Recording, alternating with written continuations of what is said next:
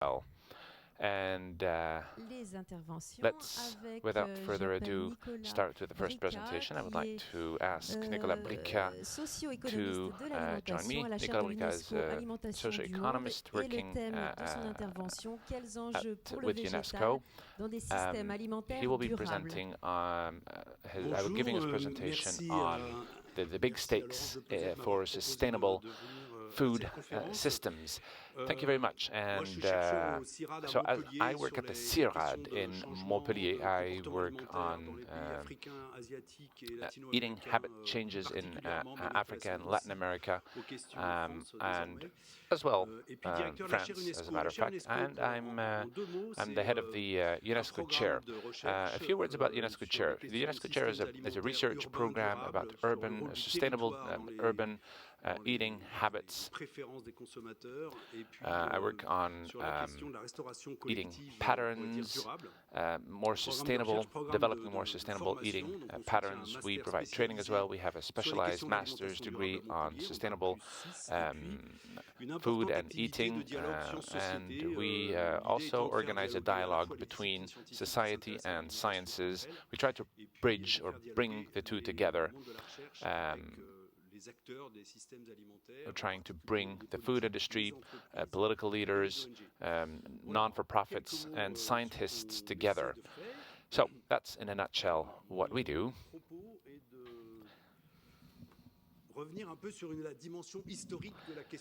So I would like to come back a little bit to give you some historical perspective. My colleague, Benoît d'Aviron, likes to say that before the 19th century, the production system was very much a solar production system. And after the 19th century and eventually the 20th century, we moved on to a very different system, which I will develop with you. So first of all, we need to keep in mind that agriculture before the 19th century had three big objectives: producing food, energy, and materials. And after the 19th century, after the use of fossil fuels was introduced and fertilizers were introduced, things changed. Agriculture became specialized and entirely focused on the production of food.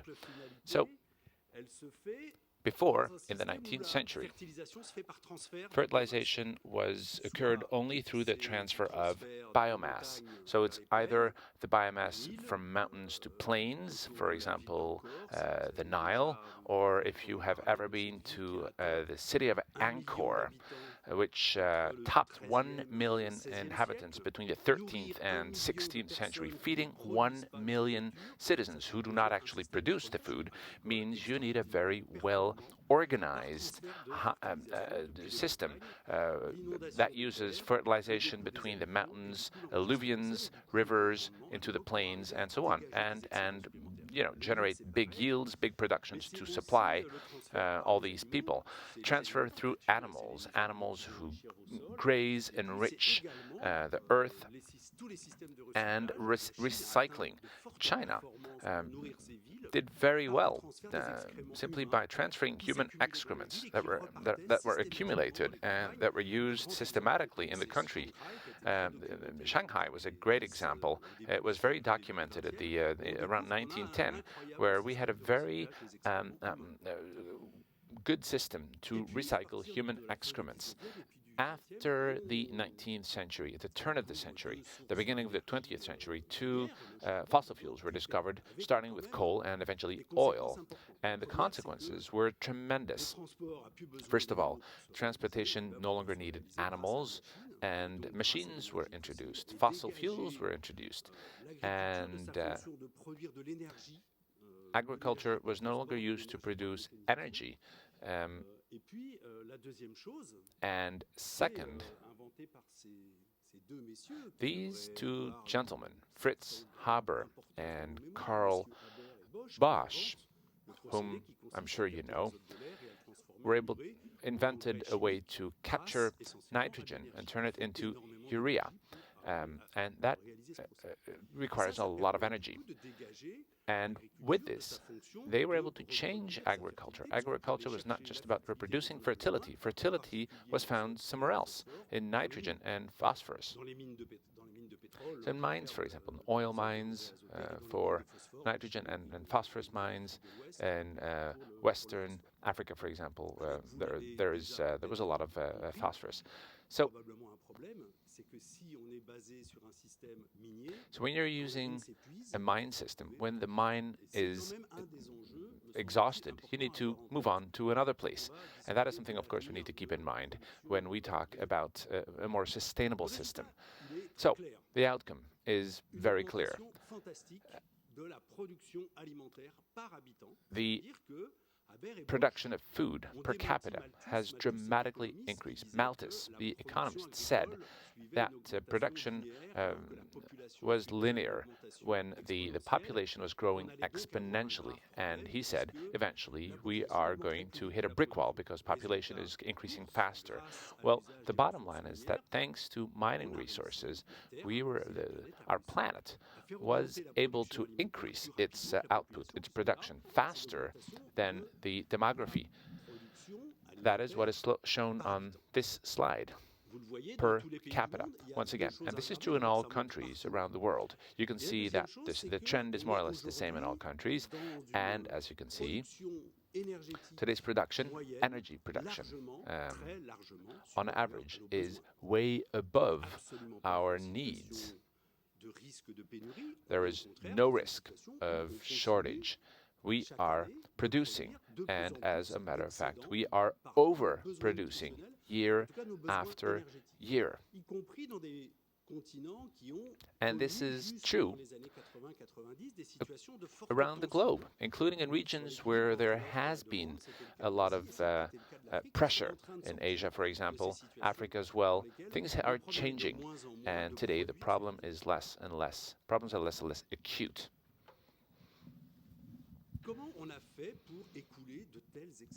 So how were we able to produce so much and sell so much? Well, we were able to reduce the costs, first of all.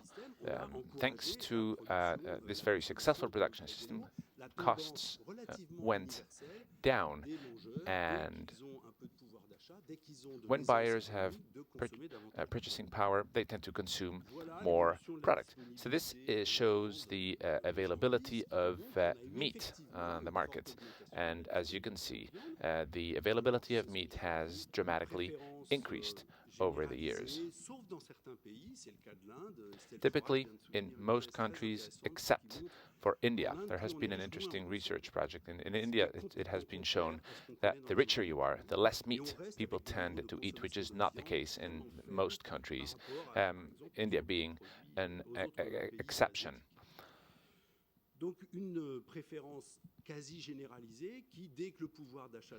So when purchasing power goes up, people consume more. And this is also the case because the average price of meat has decreased quite sharply. And most importantly, most countries are actively promoting meat consumption. Here are just some commercials coming from the US and from Europe, encouraging the general public to consume meat.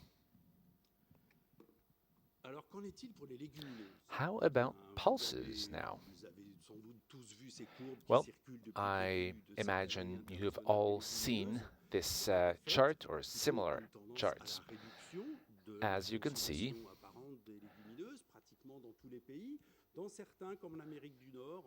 in some countries, like North America, we're seeing consumption going slightly up. But in most countries, we're seeing the consumption of pulses declining. Now, what explains this? Well, in agronomy, after the 1960s, most investments were made in calorie productions, and especially cereal. This is the evolution of average yields of cereal in blue, and pulses in red. The most documented example would be India, once again. The so-called Green Revolution in India significantly increased cereal yields, and in the meantime, pulses were left aside with very few investments. And this is very iconic. This is very emblematic. Bruno Dorin has done extensive research on this specific subject, and the same thing can be found across the world. Few investments were made in pulses. How about tomorrow then? What might happen? How about the so-called bioeconomy?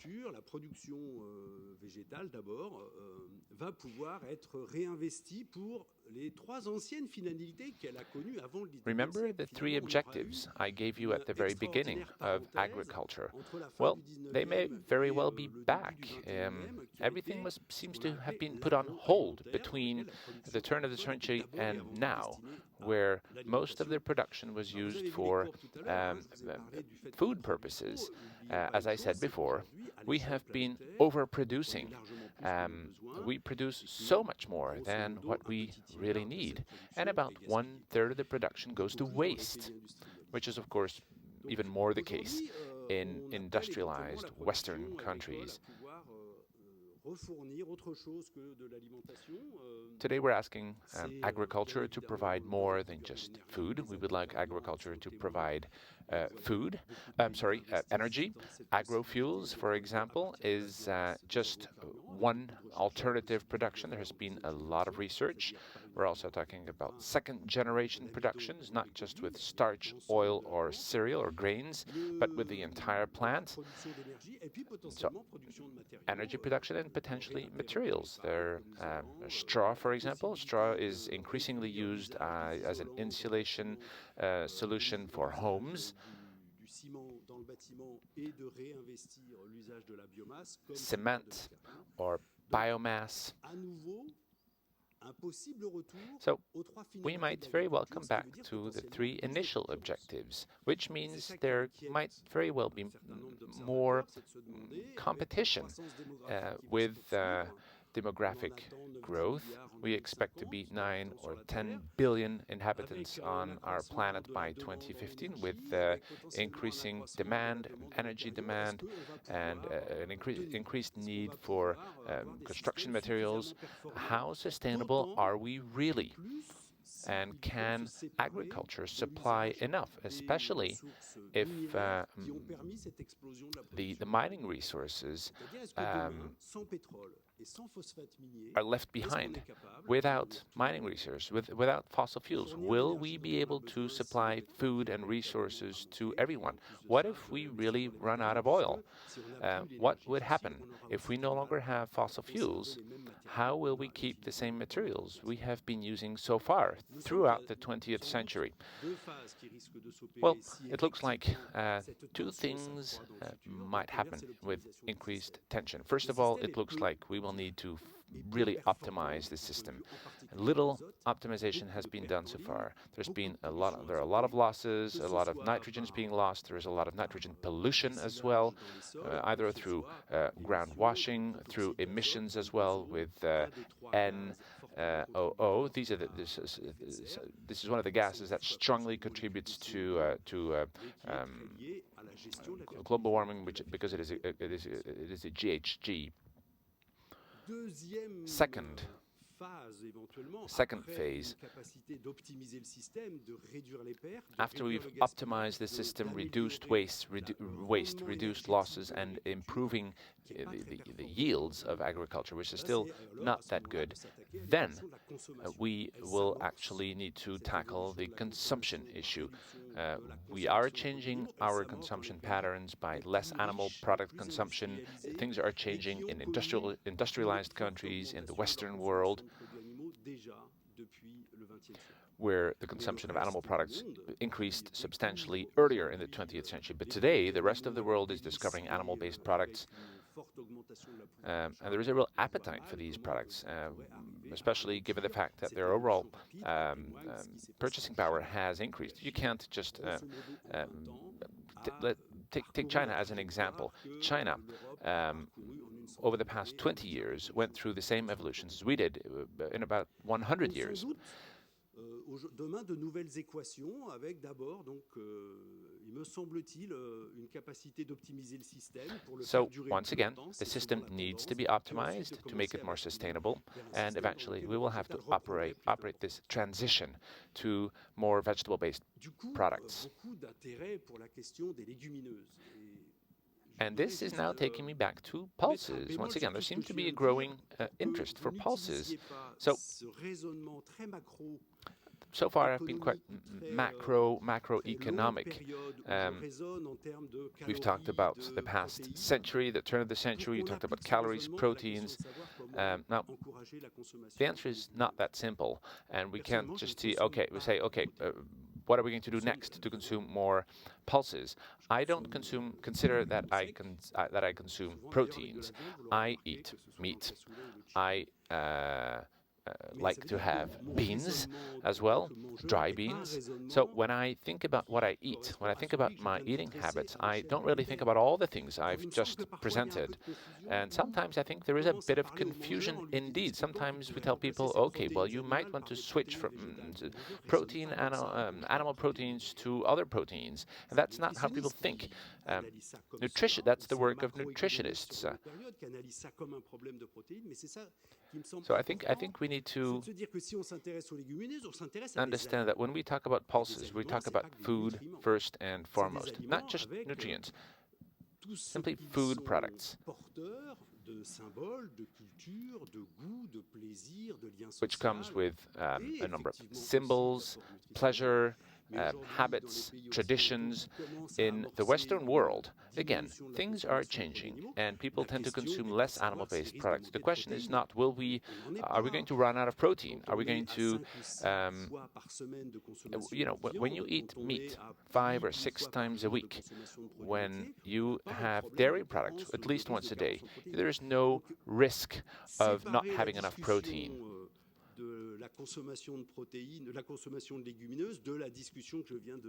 So the question of pulses, again, has really not much to do with the presentation I've given so far about the evolution of consumption since the turn of the century.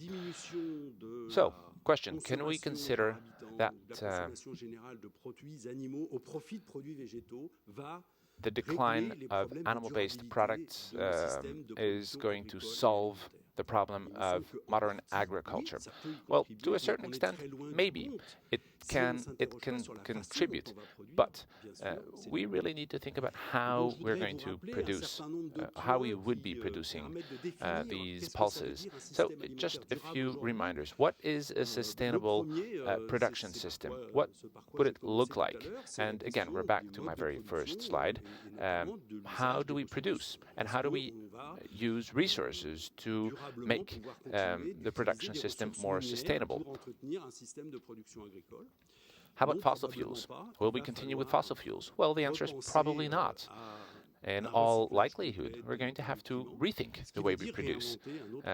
We are probably going to have to reinvent a new production system with different farming, but with the same or better yields at the end of the day. Less waste and probably also less losses. So I won't go into too much detail, but as you know, our current production system has a huge impact on biodiversity. It reduces the diversity of raw materials as well. And again, in the current context of climate change and environment protection, it becomes increasingly different. We need to find alternative solutions in biodiversity to deal with some of these problems. The second question is food safety or food supply. As I said, today, the planet produces about 1/3 more than what we actually need from a nutritional standpoint. However, a number of people are not eating enough, do not have enough income, or do not have access to enough land to produce enough food. And even if at a global scale we are seeing gaps being bridged, we're still seeing that there are a lot of gaps within countries. For example, in France, there are 2 million people who claim not to have enough food when France keeps exporting part of its production. So malnutrition is becoming generalized. So how can this system create more jobs? How can we produce at a reasonable cost? And how can we make sure that we have enough food for everyone? I think it's very much an economic question. It's certainly the case for Africa, Asia, Latin America. With the demographic growth in Africa, we will need to create 30,000 jobs for 1 million inhabitants. For 10 million inhabitants in Western Africa, for example, that means we need to create 300,000 jobs. Some poverty programs are talking about just a few jobs. We need much more. Otherwise, what will happen is that a lot of the younger people will live in urban areas, in cities, and eventually we will get, riots. We need production systems. We need farming, which becomes more sustainable, which generate jobs in countries where the demographic transition is still ahead of us.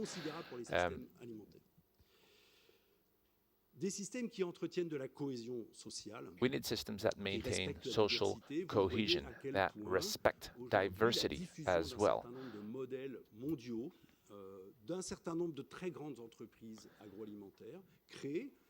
Models are being disseminated, new trends are being identified, and what we're seeing is global patterns. We're also seeing that people are becoming increasingly adamant about protecting their culture, protecting their habits, and what more than food reflects our tradition, our culture, who we are.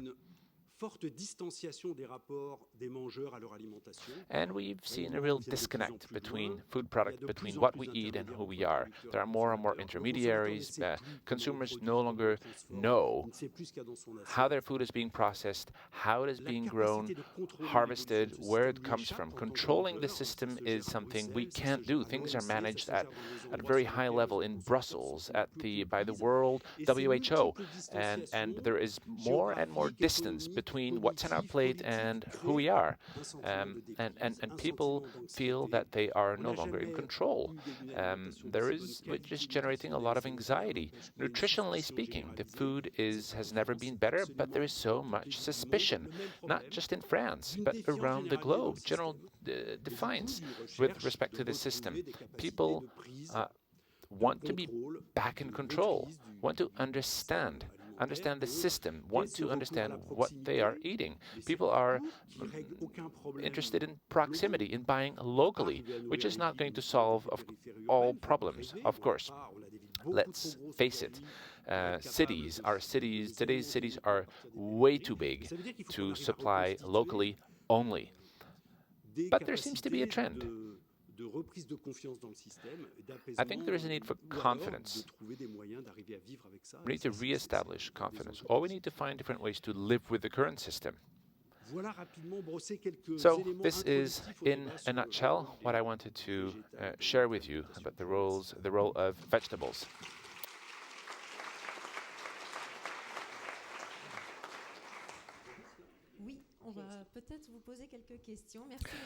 Thank you very much, Nicolas Bricas, for this very first presentation. You are a social thinker and an economist, and perhaps we have time now for a quick Q&A. We will start here with you, madam. Could you perhaps introduce yourself? I'm Danielle Cadeau. I represent Parus. And what I liked was when you talked about keeping jobs. But with machines and new technologies, we have fewer and fewer jobs. Jobs are being cancelled. I know many farmers myself, and I know that they want pulses and legumes to be on the basis of a crop rotation. But given the fact that we have new technologies and we have not enough crop rotation, how do you intend to move forward in the future, please? Well, I'm not sure I can be of much help myself.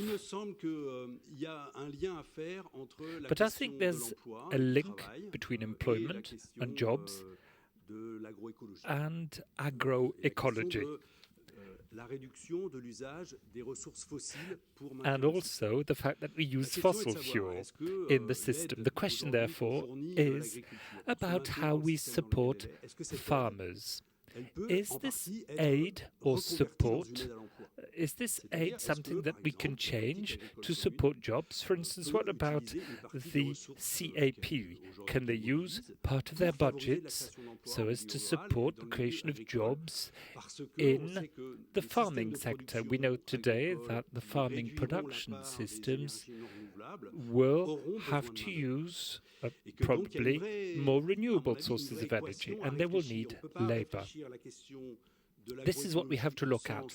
Agroecology is something that means farming practices that will have to use renewable energies, and that's very much connected to labor.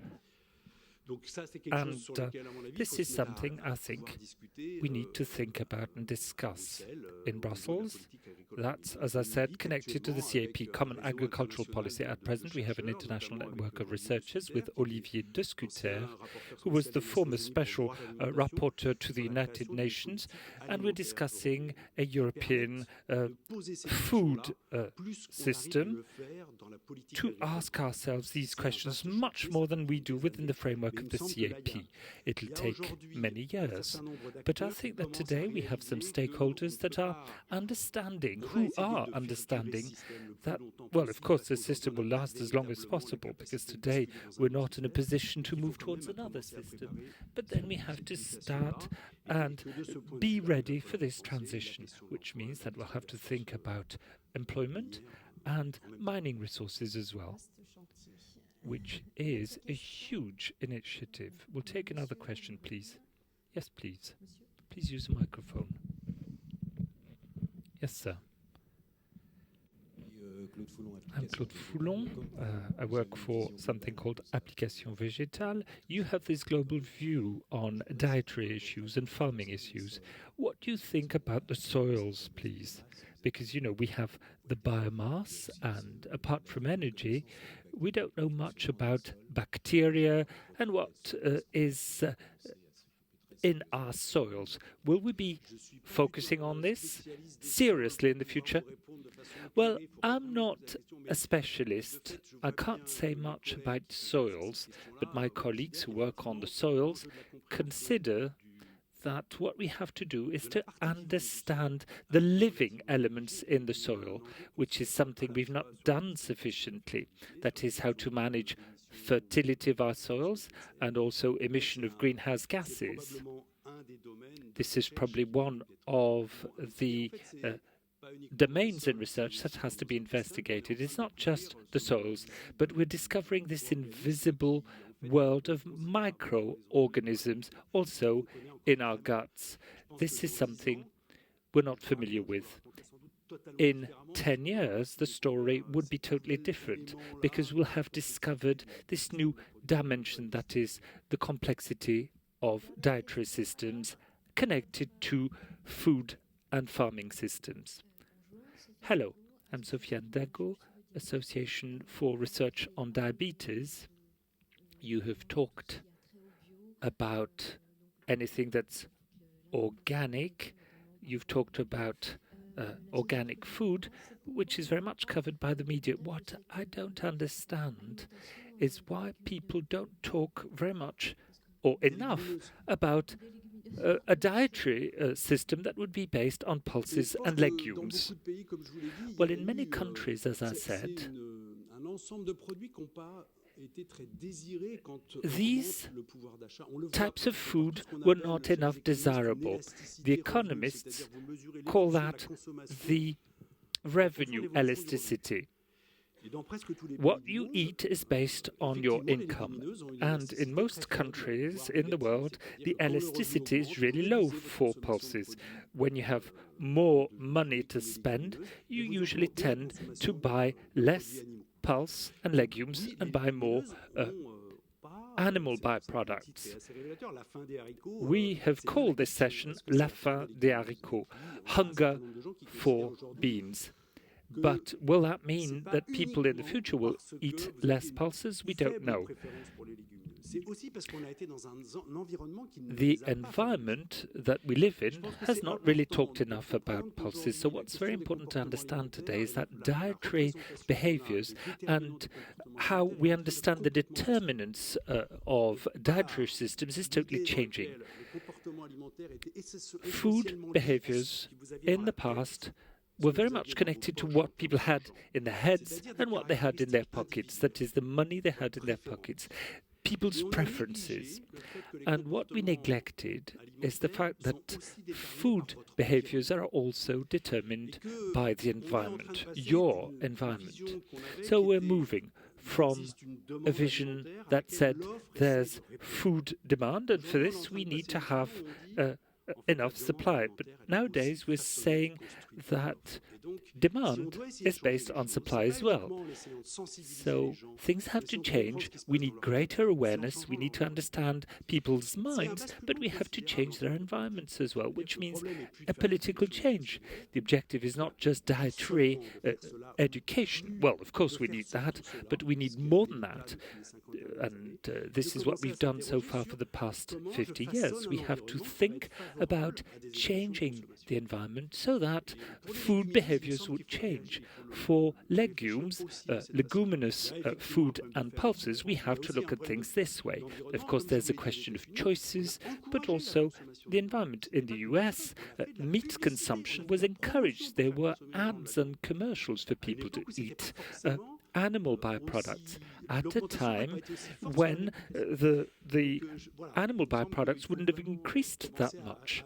So this is what we have to feel, this tipping point, the determinants of dietary approaches and systems and behaviors are changing. Thank you very much, Mr. Bricas.